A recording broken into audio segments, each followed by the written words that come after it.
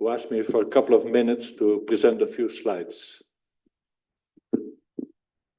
Okay, so yeah, thank you for this time.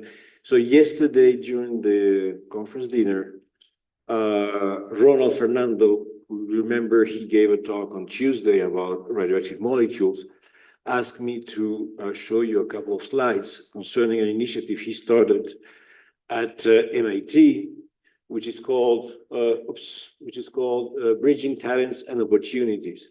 The first event was organized last year in October at MIT, and the purpose is an event that was oriented. I mean, this is is offered to Latino students and mainly Latino students from high schools in the U.S. in order to very often break barriers or break cultural barriers that very often impede those students to get into universities and schools. So Ronald organized this event with other colleagues from MIT and Boston, and yeah, there were a number of speakers. I was there, but my picture is not here. You recognize here Alfredo, who gave a talk here as well. And we had this group picture that was taken there at MIT during these 3 days.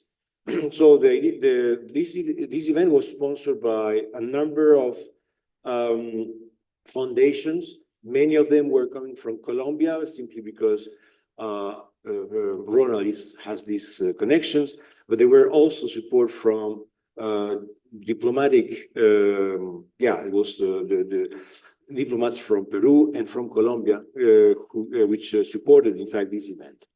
So as I said, the idea is to make this connection, invite, in fact, something that was very nice in this meeting was that the students came together with their parents. So it was possible to talk to the parents in order to basically, discuss about, we're talking about our track, what we did, not talking about physics, but more our personal experience. And the other thing is that this same, the similar event is going to take place in October at the DNP meeting. So the DNP meeting will take, so the meeting of the Division of Nuclear Physics of the American Physical Society will take place in Boston in October, and there will be a new event of this. I mean, the second event of this kind. So the idea is that if you know somebody in the Latino community in the U.S., please spread the news and ask them to get in contact with Ronald. That was it. Thank you, Arturo.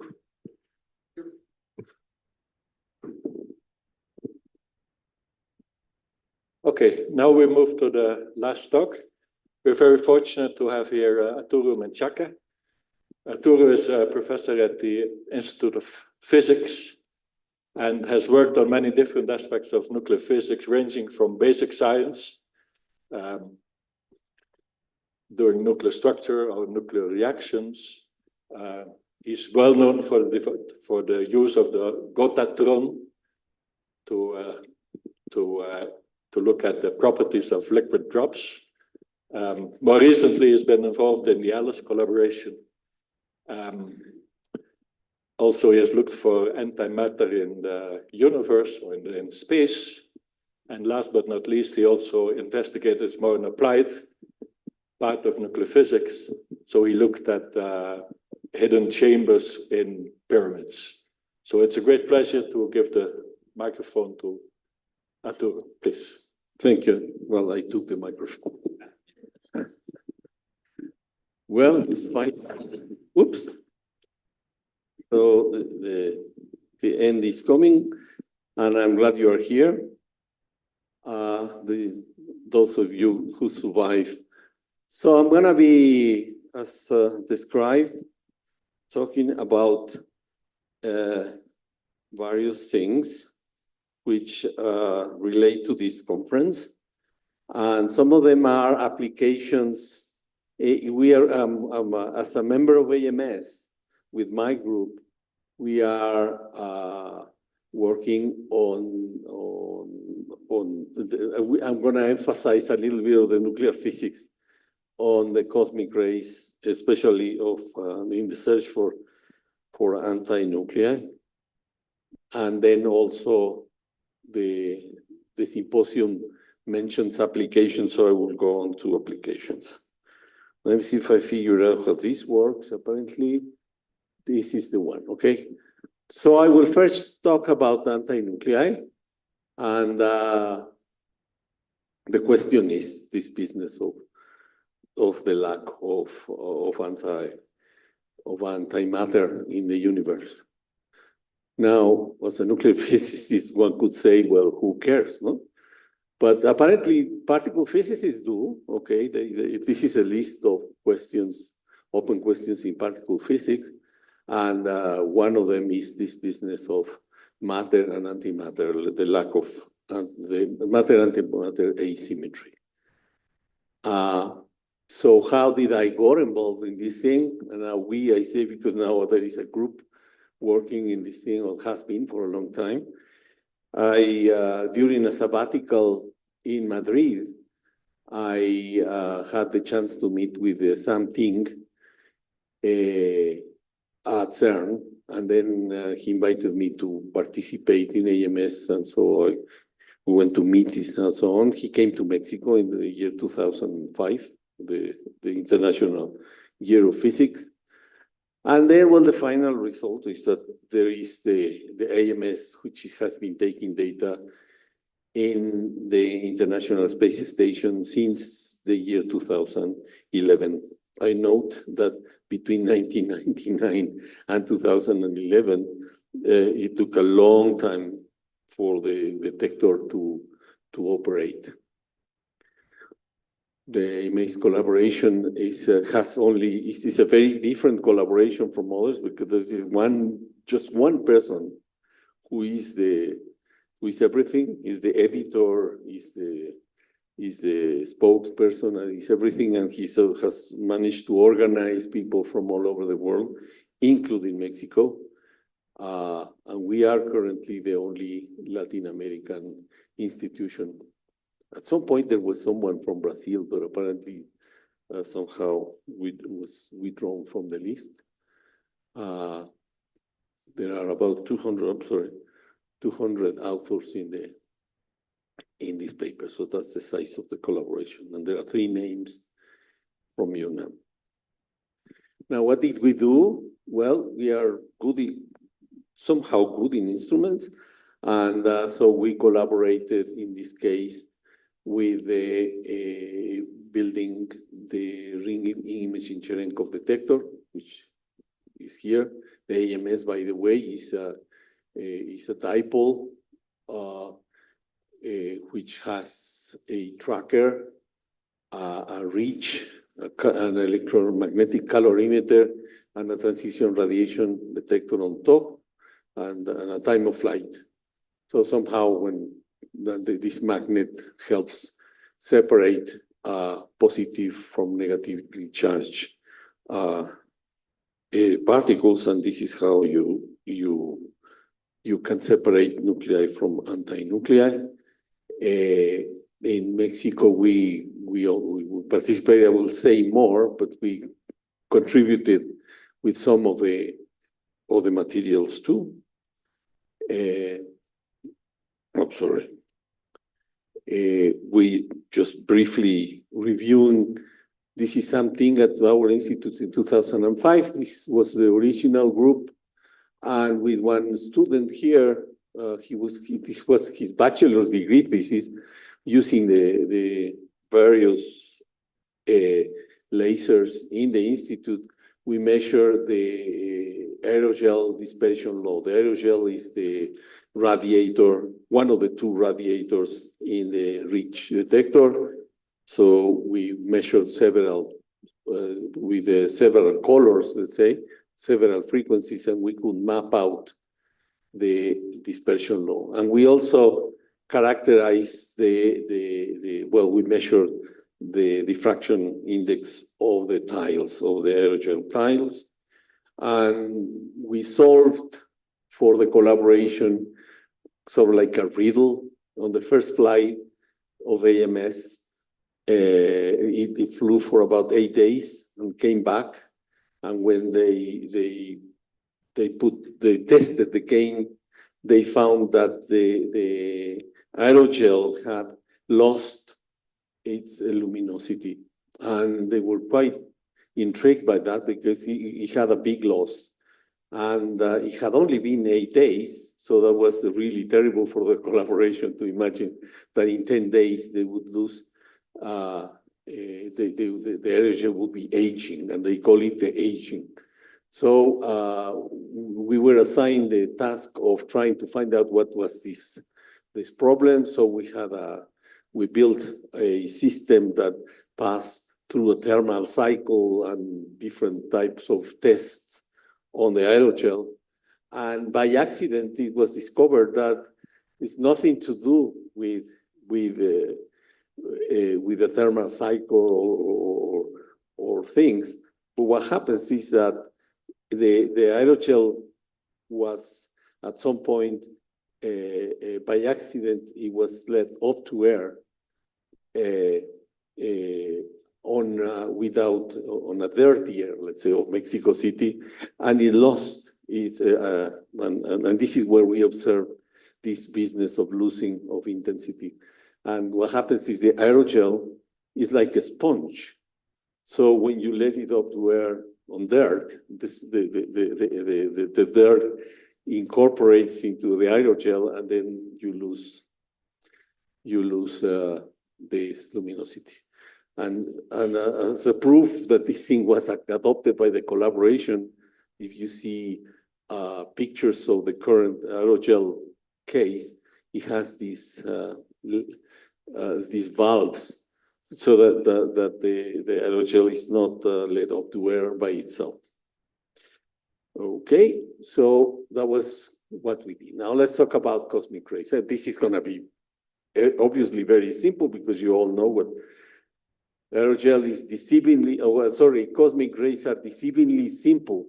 They follow a power law that predicts 32 orders of magnitude and in amplitude and flux, and 12 orders of magnitude in energy, and is really provides a very good description, except for these very small changes that became the subject of study. Now, this is the integrated cosmic ray without any more features. So the first model, the people begin to talk about a model which is called the leg model, okay? And the leg model, of course, and this is just to remind you what a leg looks like. There is a knee and an ankle and so on, okay? And well, this was some of the stage of the cosmic rays, and then came more prosperity in the field, and lots of detectors went into the trouble of measuring or separating elements, the special behavior for elements up to iron. And as you can see, well, AMS is part of that. And as you can see, there is still a pretty monotonous law. And this, but now we know it as a function of all 28, up to nickel, up to all 28 elements. And you see the AMS has a peak to valley ratio in the identification of elements, which is really spectacular. And so this gives quite a bit of confidence into what is being observed for every element. Let's see, of course, well, for nuclear physicists, the obvious, even though the staggering is quite obvious, except in this region, as we know, okay? One thing that when you study cosmic rays and nuclear physics is that the nuclear effects are somehow hidden by the transport. Iron, you can only detect iron from very nearby supernovae, whereas helium commonly you can detect it from many other places. Come back to that. So, what is the origin of near-Earth cosmic rays? You have a star that reaches the end of its life and explodes and produces this supernova remnant, and the residues are accelerated. Well, and so you end up with the nuclei, mostly even nuclei in abundance, except for protons, you have even Z nuclei. And these even Z nuclei, you also have, as we shall see, all, but they go through interstellar medium and produce what is called secondary elements.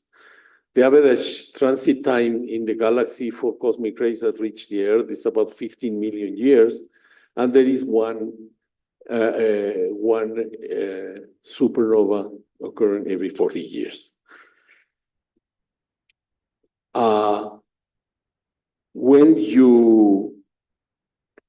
When observing the power law indices, it turns out that there are at least two extreme cases.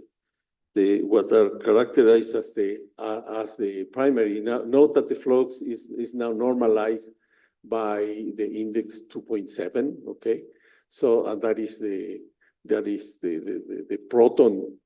So if you compare helium, carbon, and oxygen, they are pretty constant. So the 2.7 law is obeyed. Whereas if you take lithium, beryllium, and boron, which are considered to be secondary, they follow a very different behavior. Having its maximum and low energy is related to the fact that in the collisions of these nuclei with interstellar matter, which is addressed in the laboratory system, what happens is that you lose energy. So somehow the maxima is at the lowest energies. So you can divide the flux between primary. You can identify primary and secondary this way. Of course, the picture is not that simple. When you see different elements, each element has components from secondary and primary, so that carbon, neon, magnesium, and boron so are mostly primary, whereas all Z nuclei have mostly a secondary, but they also have a primary. So it's more complicated than it seemed in the beginning. And this thing was described by Diego Gómez Corral in his talk during the conference. I guess Diego is someplace here, but I don't see him.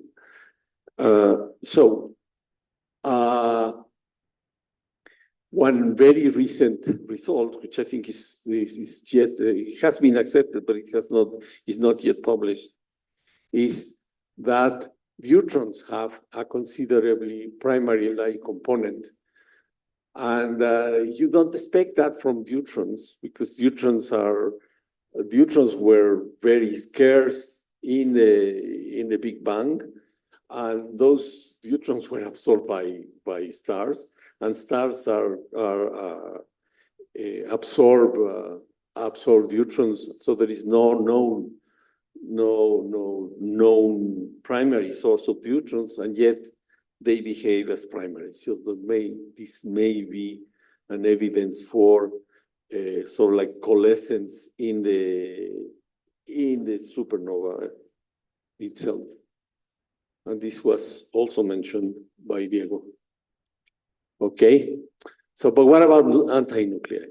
Well, antinuclei can a source we understand and we are sure of antinucleon is the production via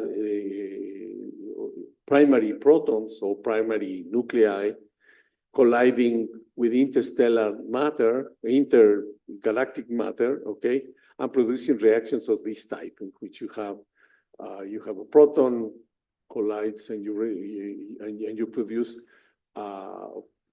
proton antiproton pair and a neutron anti-neutron pair, which the antinucleons coalesce to produce an antineutron, and these cross sections can be measured on an earthly accelerator. Okay, and then you can use the cross sections that come from here. You can use them as a source in a galactic propagation code. Other sources that have been mentioned, people are skeptical, but there are other. There are people who claim that there may be antimatter galaxies, okay, that leak into our galaxy, leak residues into our galaxy, or else that there are sort of like lumps in our own galaxy. These would produce antinuclei. There is also the possibility that you have exotic nuclei like dark matter annihilation that produces with sufficient energy. So if the dark matter is very energetic, they can produce antineutrons and other antinuclei that can also reach near Earth. Black holes and pulsars will produce mostly positrons and electrons, but they are here in this picture because of the antimatter. Okay, so we can test this thing in ALICE, of which we are also members, and it was mentioned in other talks that we built the triggers for ALICE. And so that somehow gives us the opportunity to analyze ALICE data, okay? So this is just our team producing the first ALICE trigger for rounds 1 and 2. And here the detector is in place. And then just recently, the next trigger, scintillator trigger, was also installed and is now operating in ALICE. Difference between having a few wavelength shifting fibers and 50,000 fibers here is timing, because the requirement was that you needed to have less than 200 picoseconds timing, and you cannot do that with wavelength shifting fibers. Okay, what is the advantage of working at the LHC energies for antimatter studies? Well, it turns out that at the LHC, you produce as much matter than antimatter. You hear the ratios of antiparticles to particles produced, and you see you reach the ratio 1 at LHC energy. So the LHC collisions are really a factory, an antimatter factory. So that's a very interesting environment for this type of studies. Here's an example. This is a lead, but you proton, you can also, you get the same. And you can, as far as antineutrons is concerned, you get a good amount of antineutrons and also of helium. You getting, this is here, the plot is the momentum over C with sign included. So this side is antimatter and this side is matter. And this is the X in the time projection chamber. Okay. And well, I began working on this thing in the year 2000. I had a student, we were in sabbatical in Madrid, and I had a Spanish student who was interested in doing this. So we measured in ALICE the ratio of the production of antiprotons to antideuterium and to antihelium-3. And we found a ratio of about 1,000. Every time you add one nucleon to this recipe, your cross-section lowers by a factor of 1,000. Now it has been measured after us. The law also works for helium-4, anti-helium-4. Okay, now this is coalescence. You all know what coalescence is. I will just make you laugh. This is how I explain my students what coalescence is. Okay, and I take Obama picking flies in the global office. Okay, the probability that he can collect 2 flies in the same go depend on the size of his hand, okay, and on the density of flies in the global office, okay, in the Oval Office. So somehow these are all elements of the coalescence equation, which is very, very trivial, no? And has one approximate. This is the regular coalescence in which the density of protons gone to the power A is proportional to the density of neutrons. Okay, but in this approximation, the density of neutrons is assumed. Okay, and in particular for antimatter, the density of antineutrons is assumed, and this has never been measured. Okay, and Fabiola Lugo gave a talk also in this conference, explaining a method that we are implementing in ALICE to actually count and kinematically characterize the antineutrons that are produced in proton-proton collisions. Okay, and this is as I described in the beginning. So we measure this parameter P0 for the coalescence in ALICE, and we use the we analyze previous data from other experiments, and we're analyzed using several different collision models, and so we could. This is what we obtained, and this was fitted with coalescence models. And from there, you can deduce the cross-section for the production of these species. In this case, is antineutrons, and you can use that. And then you use that as an input. This was the PhD thesis of Diego Gomez. I mentioned several times already. And you feed that into as a source into the diffusion equation that is solved by this code galactic propagation, GalProp. And so you can, in the end, you can predict what would be the amount of the flux of antineutrons near Earth.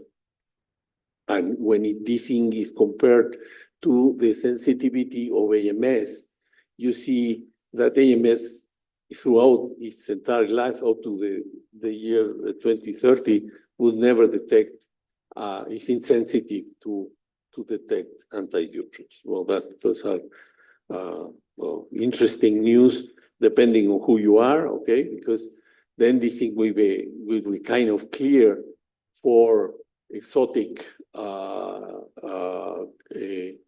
annihilations of exotic particles. Okay, so this is nice. And this has also later on was the ALICE collaboration produced a similar result for anti-helium-3, and it's the same problem. AMS would not be able to detect them. Et pour s'y mouvoir.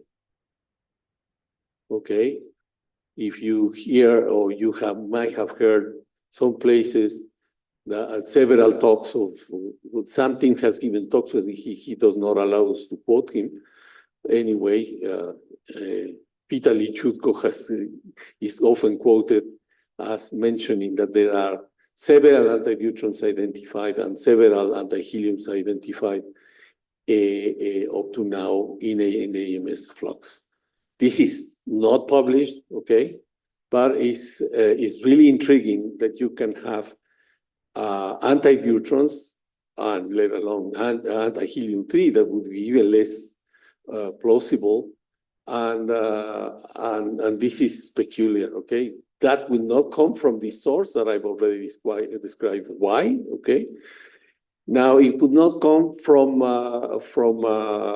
stellar nucleosynthesis, because stellar nucleosynthesis produces far more helium than antideuterium. So you really don't expect the same amount, okay? And the production out of this source of exotics will have to come from coalescence, in which in coalescence you produce many more of this than of that. So all of this just rules out all the sources that have been considered up to now. So that's the end of this part.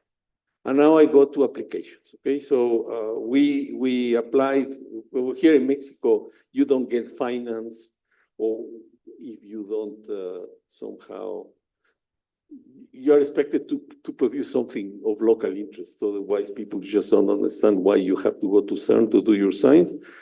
So we propose to use, we have pyramids, and we know how to build detectors. So we propose to build a muon tracker to search for a cavity in the pyramid of the sun, Teotihuacan. And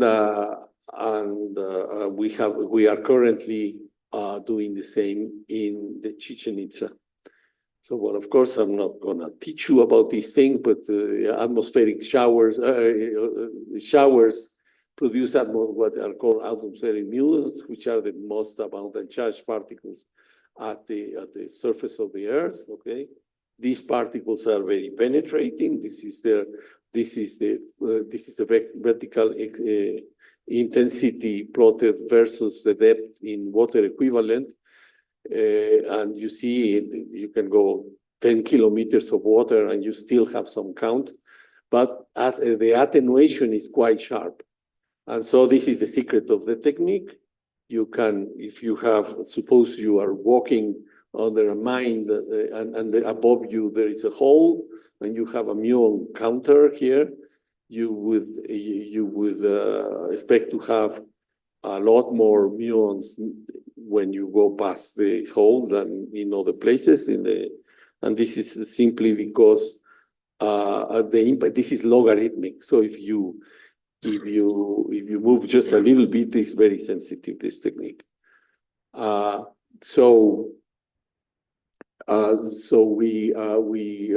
was an initiative by an archaeologist, a very famous archaeologist in Mexico, Linda Manzanilla, who they wanted to test sort of like an archaeological theory that the pyramid of the sun, there's apparently a verbal tradition that says that the pyramid of the sun is empty. And so they decided to interpret that there is a hole inside, there is a cavity. So we decided to test that.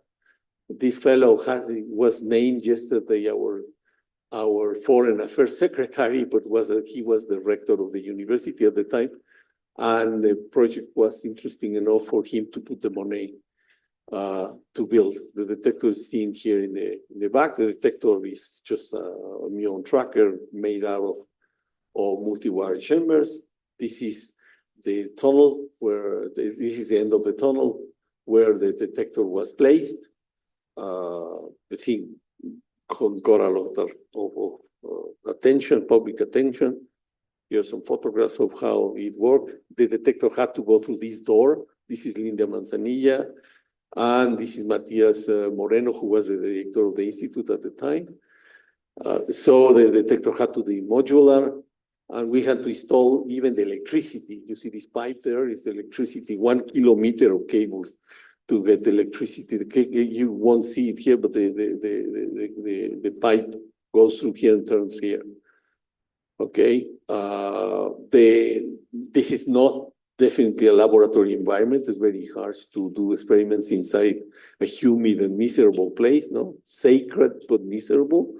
But still, we managed to put together our detector and all the electronics, and it was very exciting. And we measured for, I don't know, nearly 10 years. And during that time, we observed the detector was pointing up or during 60% of the time, and then we decided to tilt it for another 40% of the time towards this is the solid angle of our detector to get more of the top part of the pyramid. This is a description. This is a tunnel where we were measuring. Okay, this tunnel is said to be previous to the pyramid itself, and this tunnel, if you see here, the tunnel is this black worm type thing. Okay, it looks like this and ends up in this, which is the chamber where we had the detector, and so we took data, and the data shows there. You see when you are placed here, you have less matter between the surface of the pyramid and yourself than from this direction than from this direction. So you are to calibrate, you should recover those directions, and you see that the data and the thickness are anti-correlated. So where there is more thickness, you have less counts, and when there is less thickness, you have more counts. These are two slices of our detection. In the end, this is kind of like a picture. This is a density picture projected to a plane above the pyramid, and this is what this is more or less the area that we scanned, and we found no human-sized structure in the pyramid, so that was deceptive for the archaeologists. But yet we found that the pyramid was less dense on the south part. And during that presentation, I was asked if that will have some effect on the structure of the pyramid. And I said, well, it might with time, okay? And the next day, you could read, let's say this means, so Mexico's pyramid of the sun is slowly turning into a pile of dust. I don't know, archaeology, whatever. Even if you read Korean, the New Scientist, everybody had this thing, and you would tend to think that this is the result we got, okay? But there has been an impact, because now in before our experiment, you could walk all over the pyramid, and now you cannot even climb the pyramid of the sun because of us. I'm sorry, okay? So now this is, and the pyramid has been reinforced to prevent humidity to come. So the pyramid is gonna collapse even faster now. So this is now the project in Chichen Itza. In Chichen Itza, there is this famous pyramid that is called El Castillo, or the Kukulkan temple. And this pyramid, 100 years ago, was discovered to have, by archaeologists, to have, this is a door through which you can get inside, to have a smaller pyramid under it. And there is a speculation by archaeologists that there may be yet another smaller pyramid under this one. So that is the archaeological problem, okay? So these are pictures of this chamber here, which has a chalk mold and another this is a very nice place, but unfortunately is now not open to the public. Anyway, a group of engineers from UNAM in 2008 did a study of resistivity, measuring resistivity along the different structures in the inside pyramid, and they found that there seemed to be there seemed to be a void under the stairs. And so if that is true, we should be able to pick it up with the technique. So with this, this is how it would look. We have the top pyramid, the bottom, the second structure is called, okay? And the other pyramid should be so like here. There was a collaboration called NAUM, which is led by Edmundo Garcia Solis, which is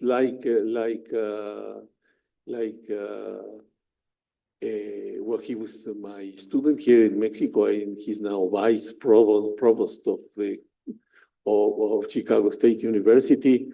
And he put up a group of people and invited us to participate. There's all these people participating. The detector is being built in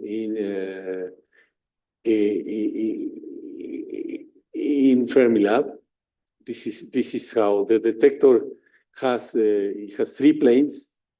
Well, there's a plane missing here, but this is like a telescope of having 3 planes. The middle plane is missing here, and these planes are sensitive, position sensitive, position sensitive detectors. So you have 3 planes and on XY detectors, sensitive detectors, so you can reconstruct the tracks. This is a picture. Yesterday, no, 2 days ago, the detector arrived. The 3 planes of the detector are already ready to be transported to Mexico. This is how they look inside. And it's too robust because the climate there and the humidity is miserable. So even the digitizers are inside these planes, so to prevent humidity. And that's it. So this is my group. This is Diego, who was I mentioned several times. This is Fabiola, my current PhD student, which is sitting right there in the corner. This is Barlen Grabsky, who is the mastermind of the V0, the newest V0 detector. And the previous V0 detector was also Ruben Alfaro took an important role, and other people working, our electronics person, and myself here at the Institute. Thank you much.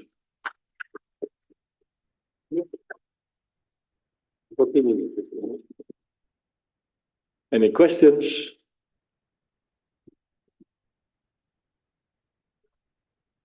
Nasser?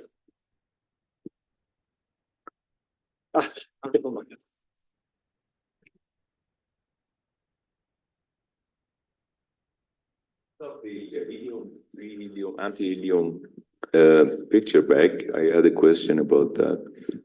Let me go back. Because you showed that these higher energies, the ratio of the anti-proton, proton, anti-deuteron, deuteron should be 1. Anti-helium, helium you didn't show. Let me see. There, the next one. But so as this, the ratios should be all 1, right? But the next picture, yeah, the helium, it's not quite the helium 1. 4, anti-helium 4 is not 1. No, well, but let me tell you. I'll go back to this one. This is taken here.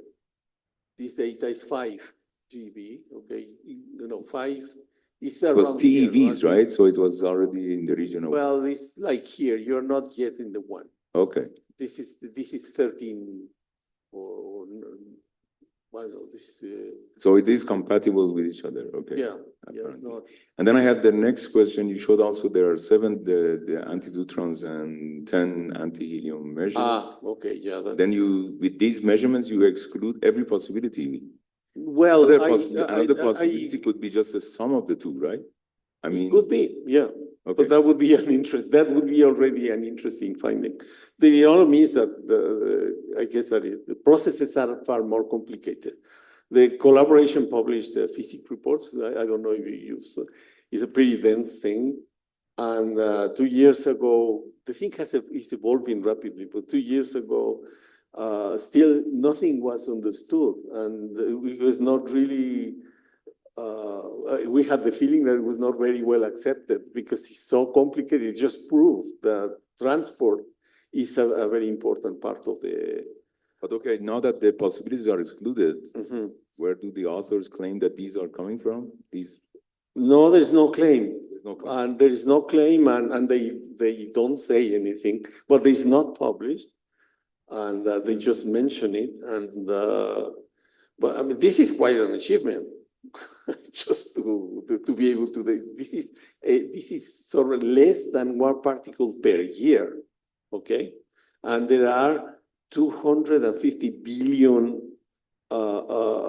X-rays detected in this period, okay? So you have 1 particle, well, I don't know, you have 10 particles in 250 billion.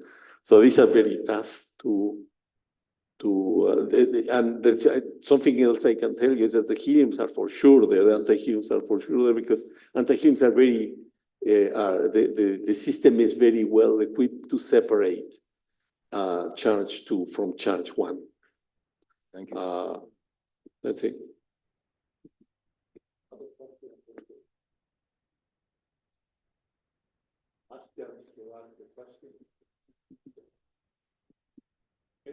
Okay, well, thank you.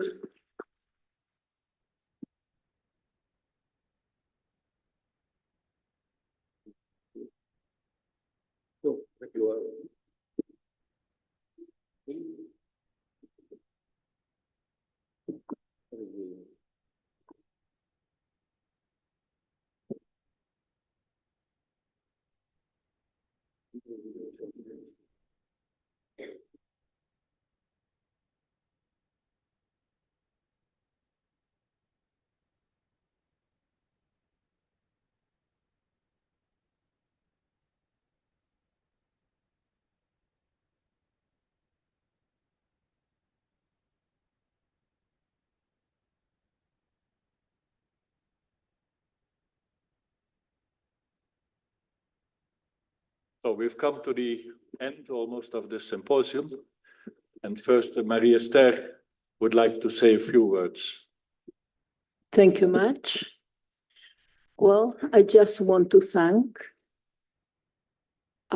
in the first place, to our International Advisory Committee that did a wonderful job suggesting the names of those experts that finally constituted the program. I have heard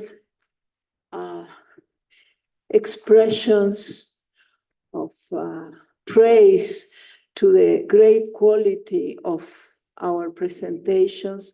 And as I remember what was the process of the organization, I said,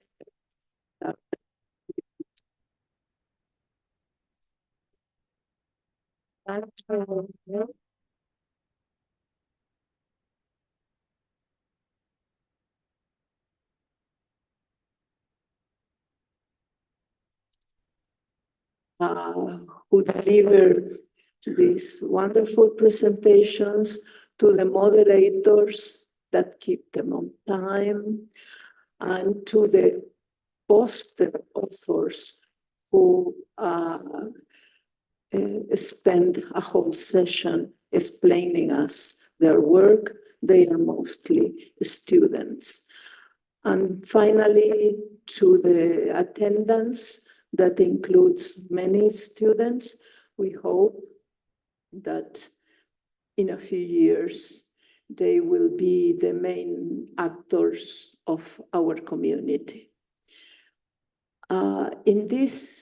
During this meeting, the association that oversees the organization of this symposia, that is called LASNPA, Latin American Association of Nuclear Physics and applications met in an assembly, and I think it will become historic, because LASNPA was led somehow by a steering committee that had been formed 15 years ago in Santiago, and that had been given the task of writing bylaws and keeping the organization. Maybe it took us longer than expected, but finally the bylaws were approved during the COVID pandemic,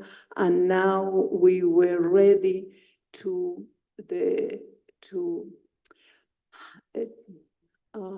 hand over a younger generation of Latin American nuclear physicists the conduction of LASNPA, and as a consequence of the symposia. And in that same meeting, it was decided, it was approved, as you know, that the next meeting will be held in Brazil.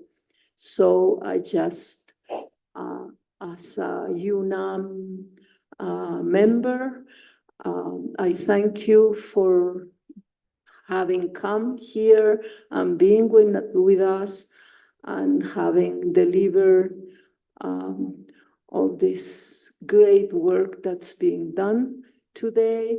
And I just hope that we will meet again in 2 more years in Santos, Brazil. Thank you much. Thank you very much.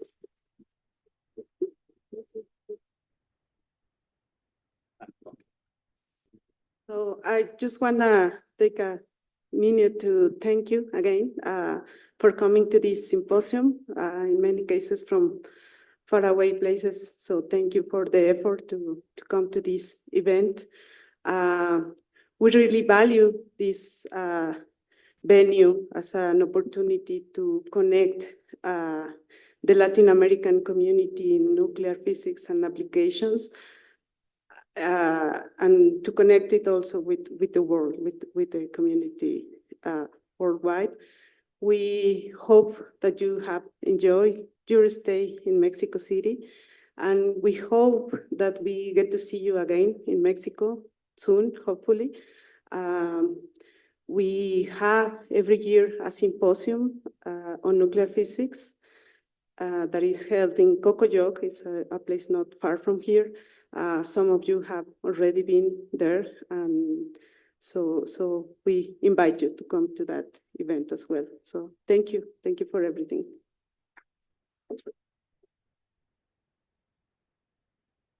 In closing, we received help from many different institutions and inside UNAM and also outside UNAM. I would like to mention them again.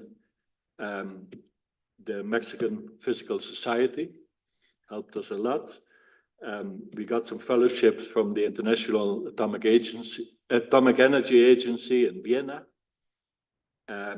We got financial help from the Office of the Dean of Sciences of UNAM, and also from 2 institutes, the Instituto de Física, the Physics Institute, and the Nuclear Science Institute, the Instituto de Ciencias Nucleares. So we're very grateful for the help of all these institutions. And of course, I should not forget the Faculty of Science, who hosted this event and helped us enormously with everything, the infrastructure of the Facultad of Ciencias, transportation from the hotel to here, to the excursion, to the dinner last night, and back again to the hotel. So we're very thankful for all the help that we received during this week. So please, just to finish, I thank you all for coming here and making this meeting to a great success. So I wish everybody a good trip home. And if you stay a bit longer in Mexico, a wonderful stay in Mexico. Thank you very much.